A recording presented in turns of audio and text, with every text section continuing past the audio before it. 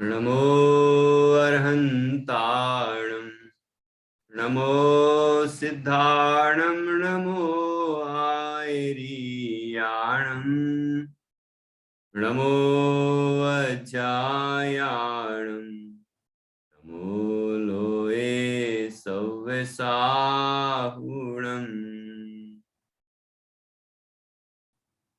तीन भुवन में सार वीतराग विज्ञानता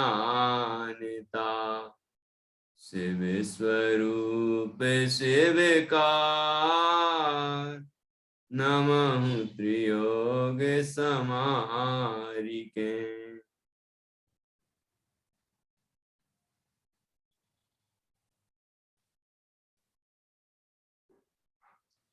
कविवर पंडित दौलत राम जी द्वारा रचित यह छेड़ाला ग्रंथ है। इसकी 4 ढालें हो गई हैं और आज हम 5वीं ढाल प्रारंभ करेंगे। 5वीं ढाल में 12 भावनाओं का वर्णन किया गया है। ये 12 भावनाएं श्रावक और मुनि सभी के लिए भाने योग्य हैं।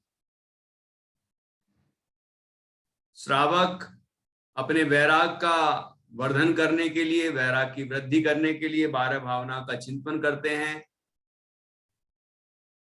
और वैराग जब बढ़ जाता है फिर वे मुनि दीक्षा अंगीकार करते हैं।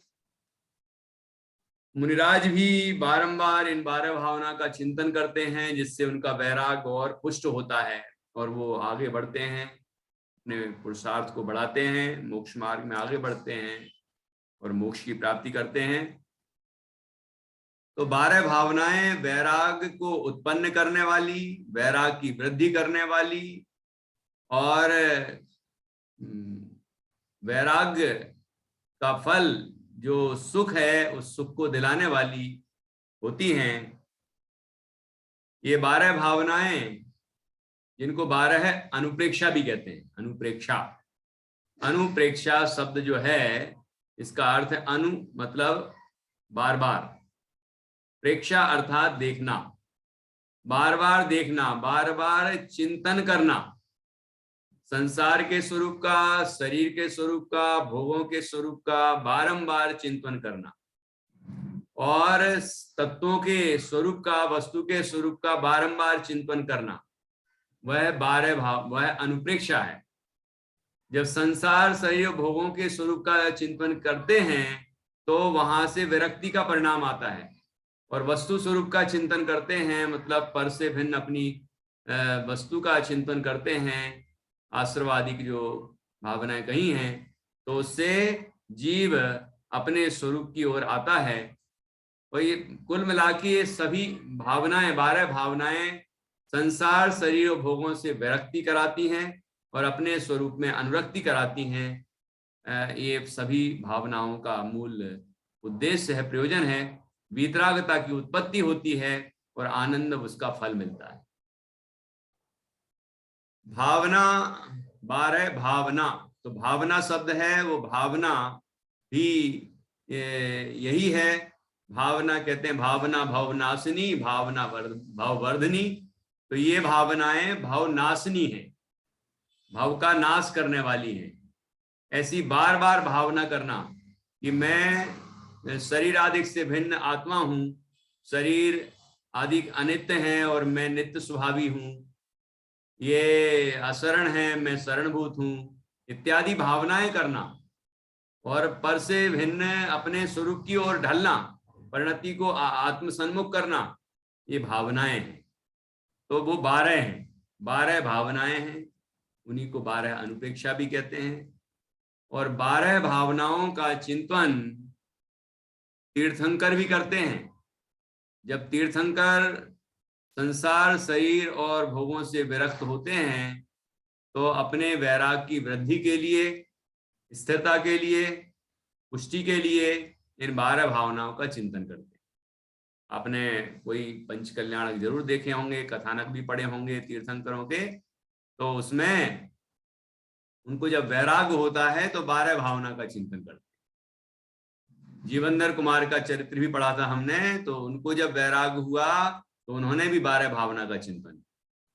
तो ये 12 भावनाएं हमारे वैराग को बढ़ाती हैं, पुष्ट करती हैं, स्थिर करती हैं और आगे बढ़ने के लिए, मोक्ष मार्ग में आगे बढ़ने के लिए प्रेरित करती हैं। ऐसी ये भावनाएं हैं।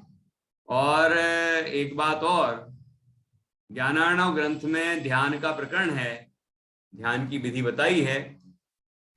तो उसमें पहले 12 भावना बताई, उसके बाद ध्यान की चर्चा की। तो 12 भावनाएं ये एक, कहते हैं अंग्रेजी में well begun is half done.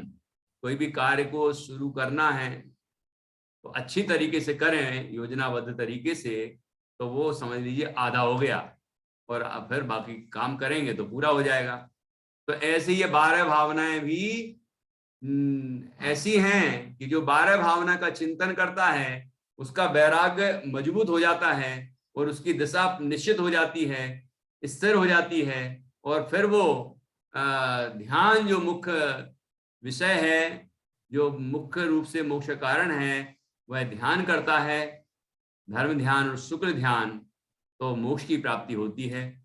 ऐसी ये 12 भावनाएं ध्यान की कारण है, इसलिए इनका चिंतन निरंतर करते रहना चाहिए।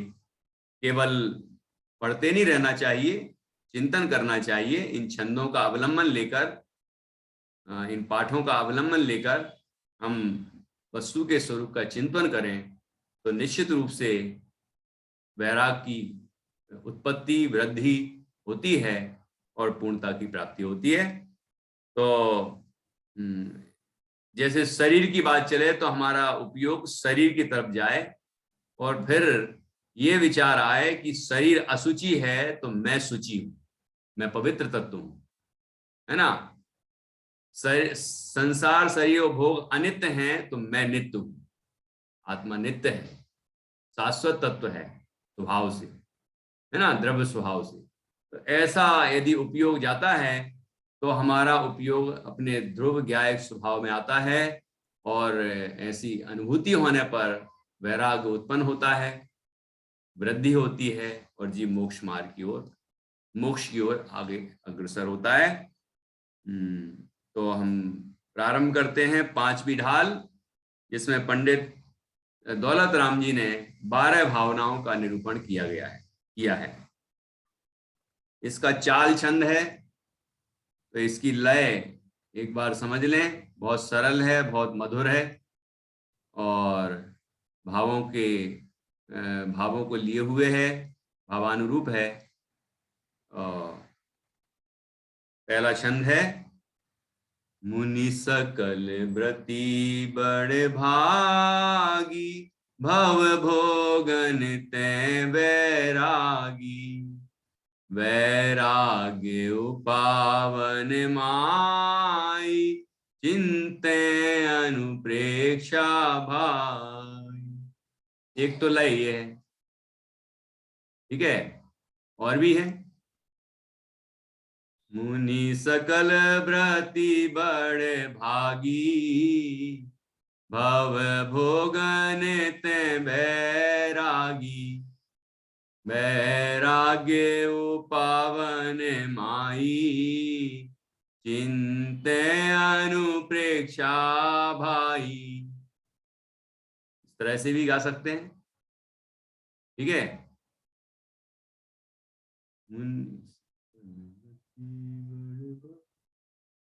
और इस थोड़ी आधुनिक लय भी है इसकी।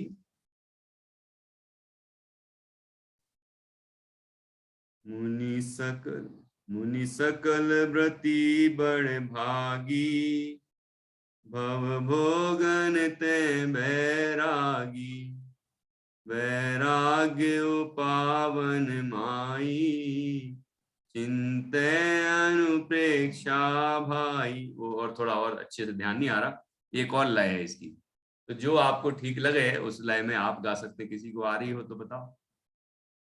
रश्मि को आ रही है।